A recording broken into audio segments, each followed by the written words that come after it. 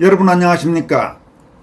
체코 주재 북한 무역부 대표 출신의 고위급 탈북자인 김태산 남북 함께 국민연합 상임대표가 이재명 50일간의 위대한 업적이란 반어법적 제목의 글을 통해 이재명 정권을 질타하면서 위대한 대한민국이 이렇게 무너져 간다라고 탄식했습니다. 이 내용과 함께 서울 서부지법이 소위 서부지법 사태로 알려진 사법부 규탄 시위와 관련해 기소된 63명의 피고인 전원에게 1심에서 유죄를 선고했다는 소식도 전해드리겠습니다. 먼저 김태산 대표는 이재명 50일간의 위대한 업적이란 역설적 제목의 소셜미디어 글을 통해서 다음과 같이 밝혔습니다. 불법적인 탄핵과 부정선거로 권자를 찬탈한 이재명이다. 그는 국민을 개돼지로 보면서 당당하게 각종 범죄자들만 모아서 대한민국 정부를 꾸리고 자기의 기반을 다져간다. 시작부터 이재명의 행위들은 모두 자유민주주의 법치에 위반되는 것뿐이다. 이재명을 보면 꼭 박정희 대통령을 시해하고 내 뒤에는 미국이 있다라고 외쳤다는 역적 김재규를 보는 듯하다.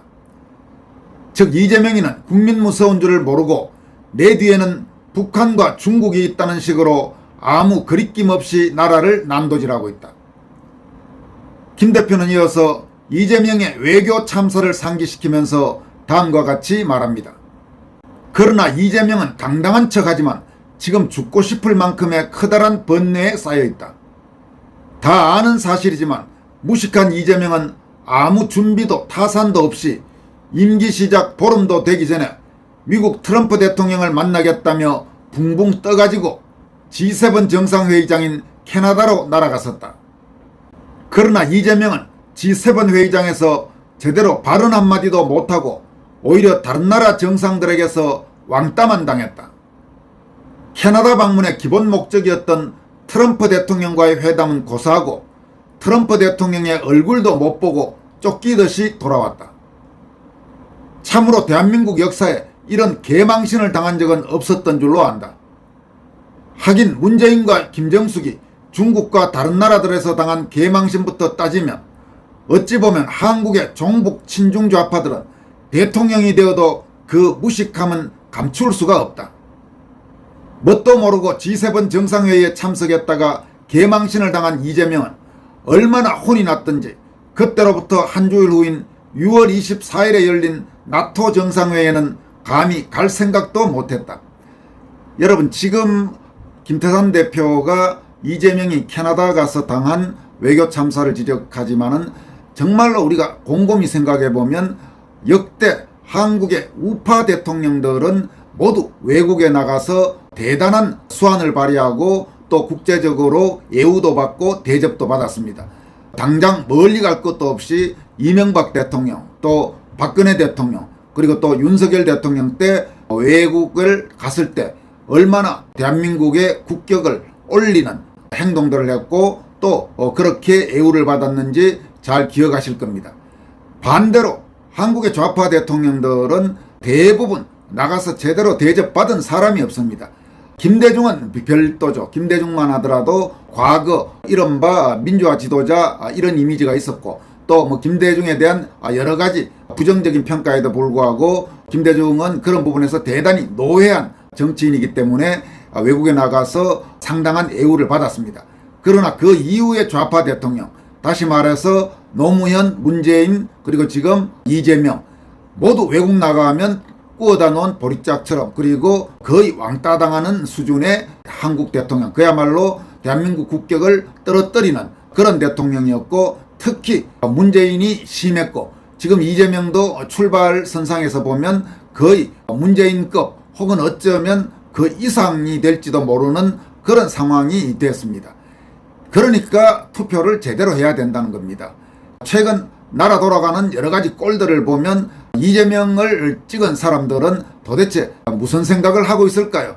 그 사람들은 지금 이 나라가 제대로 정상적으로 돌아가고 있고 해외에서 한국이 제대로 대접받고 있다고 생각하는지 또 그렇게 생각할지도 모르죠. 사람은 모두 확정 편향에 쌓여서 살아가는 사람들이 대부분이기 때문에 지금 이재명이 외국에 나가서 어떤 대접을 받고 있는지 혹은 이재명 정권 이후에 한국이 국제사회에서 어떻게 국격이 추락하고 있는지 그런 게 아예 안 보일지도 모릅니다. 그러나 제대로 정상적인 최소한의 상식의 눈을 가진 사람으로 보면 지금 갑자기 대한민국의 국제사회에서의 위상이 급전직하 추락하고 있다는 것은 누구나 알 수 있는 사실일 것입니다. 김태산 대표는 이어서 이재명의 돈 없는 대통령 전용기 사랑을 다음과 같이 지적합니다. 그리고는 전용기를 타보는 것에 무슨 한이라도 맺힌 사람 같이 7월 21일에는 대형 전용기를 타고 1시간도 채 안 걸리는 거리인 경남의 산청 자연재해 현장을 찾아가서 국민들의 원망을 샀다. 자그마한 산골 구운에 그것도 자연재해로 국민이 6명이나 죽고 7명이 실종되어서 아우성을 치는 재난 현장에 보잉 737 대형 전용기를 타고 가는 사람을 과연 정상인으로 봐야 하겠는가? 아무리 산청군에서 가까운 사천공항에 내린다 해도 사천공항에서 산청까지는 50km나 떨어져서 다시 전용차를 타고 1시간을 이동해야 하는 불편함과 국가적인 손해는 두말할 것도 없다.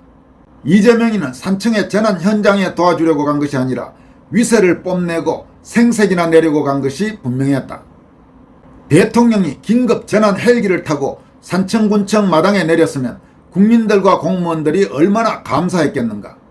그런데 이건 꼭 옛날에 양아치 졸부들이 동네 마트에 갈 때도 에쿠스 자동차를 타고 가서 쭈렁거리던 때를 방불케 했다. 이것이 바로 위대한 대한민국의 정권을 찬탈한 무식한 이재명 정부의 부끄러운 민낯이고 이 나라 국민들의 정치의식 수준이다. 이 대통령의 모든 행동들이 얼마나 부끄러웠으면 그리도 잘 나불대던 한국의 좌파 언론들도 감히 한마디도 불어대지를 못한다. 여러분, 정말로 이 좁은 한국에서 재난 현장 가는데 대통령 전용기를 타고 간다. 지금까지 어떤 대통령도 상상도 할 수 없었던 일입니다. 그야말로 전용 헬기, 재난 헬기를 타고 가든지 그렇지 않으면 대통령 차량으로 가든지 그렇게 하면 되는 것을 외국 방문 때나 사용하는 대통령 전용기를 타고 경남 산청의 재난 현장에 간다. 이게 지금 대한민국 대통령이라는 이재명이 보여주고 있는 행태입니다. 김태산 대표는 마지막으로 대한민국의 미래를 걱정하면서 이렇게 마무리합니다. 그리고 이재명이 지난 50일 동안에 한 일은 공짜로 돈을 뿌려서 전체 국민들의 입에 자물쇠를 채워버렸다. 어수룩한 국민들은 지금 그 몇 푼의 공짜 돈으로 술 마시고 고기 사 먹으며 사기탄핵과 불법 선거는 다 잊어버리고 순한 애완용 강아지로 변해간다. 위대한 대한민국이 이렇게 무너져간다. 김태산 대표의 탄식이었습니다. 이어서 전해드릴 소식은 서울 서부지법이 소위 서부지법 사태로 알려진 사법부 규탄 시위와 관련해서 63명의 피고인 전원에게 유죄를 선고했다는 소식입니다. 이 중에 상당수는 그야말로 행위에 비해서 과도한 중형이 선고됐다는 비판이 적지 않습니다. 표현의 자유와 공권력 감시에 대한 기본권이 법원 진입이라는 명목 아래 일괄적으로 처벌받은 판결은 대한민국 사법부가 스스로를 절대 권력으로 격상시키려는 판결의 정치화라는 우려를 낳고 있다고 한미일보는 전하고 있습니다. 판결의 정치화라는 우려를 낳고 있다고 트루스데일리는 분석하고 있습니다. 서울 서부지법은 지난 1일 서부지법 앞에서 소위 방화 시도 혐의로 기소된 10대 청년 19세라고 합니다. 이른바 투블럭 남이라고 하는데 이 10대 청년에게 징역 5년을 선고했습니다. 그는 편의점에서 라이터를 구매한 뒤 법원 인근 유리창 틈으로 침입하려다 제지당한 것으로 알려졌는데 재판부는 이를 사법권에 대한 심각한 위해행위로 규정하면서 중형을 선고했습니다. 또 다큐멘터리 감독인 정윤석 씨는 시위대를 촬영한 혐의로 벌금 200만 원을 선고받았습니다. 서부지법 재판부는 그가 폭력적 행위에 가담하지는 않았다고 인정하면서도 단순 촬영만으로도 형사처벌이 가능하다는 입장을 밝혔는데 이 판결은 표현의 자유와 언론 자유에 대한 중대한 위축을 의미한다는 그런 지적도 나오고 있습니다. 소위 서부지법 사태는 2025년 2월 윤석열 대통령의 영장실질심사가 진행되던 서부지법 앞에서 시작됐습니다. 이 서부지법은 여러분도 아시다시피 좌편향 판사가 아주 득실거리는 그런 법원입니다. 그리고 그 말도 안 되는 윤석열 대통령에 대한 체포영장을 발부하기도 한 곳이 바로 이 서부지법입니다. 당시 수백 명의 시민이 사법 절차의 불공정성과 정치개입 의혹에 항의하면서 자발적으로 서부지법 앞에 집결했습니다. 일부 시위 참가자들이 물리적 충돌에 연루됐으나 다수는 단순한 항의 참여자였는데도 이번 판결은 63명 전원에게 실형 또는 유죄를 선고했습니다.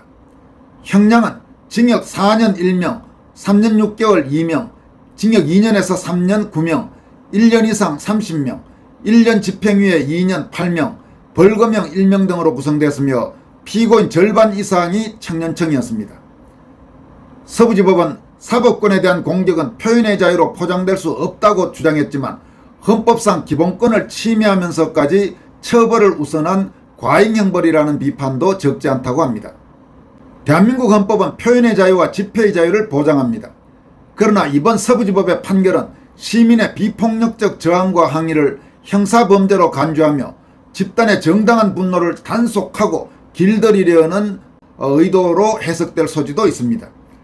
특히 10대 청소년에게 무려 징역 5년형을 선고하고 폭력과 관계없이 현장을 촬영하려던 유튜버에게도 유죄를 적용한 점은 사법부가 특정 정치 세력의 보호막 역할을 자처한 것 아니냐, 이런 비판도 나오고 있습니다.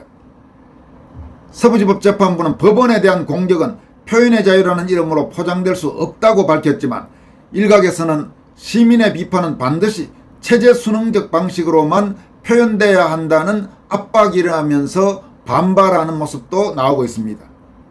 법원에 대한 불신을 처벌의 근거로 삼는다면 정작 그 국민적 불신을 낳은 사법부 자체에 대한 성찰은 어디에 있는가라는 그런 지적이 잇따라 나오고 있습니다. 여러분, 서부지법 사태와 관련해서 일부 무리한 일들에 대해서는 처벌을 받을 수도 있겠죠. 그렇지만은 지금까지 한국 법원이 한국의 좌익 세력 그리고 그 좌익 세력의 폭력적 행동이나 극좌적 행동에 대해서 수없이 많은 면죄부를 주거나 혹은 솜방망이 처벌을 했던 것에 비추어 이번 서부지법 사태와 관련된 특히 젊은이들에 대한 저 중형 선고는 형평성이 있다고 보기 어려울 겁니다. 이러니 지금 대한민국 사법부는 좌경화가 너무 심각하게 진행됐고 한국에서는 좌파 무죄, 우파 유죄, 좌파 솜방망이 처벌, 우파 쇠방망이 처벌이라는 그런 비판이 나온다고 볼 수 있겠습니다. 지금까지 권순할TV였습니다. 여러분 고맙습니다.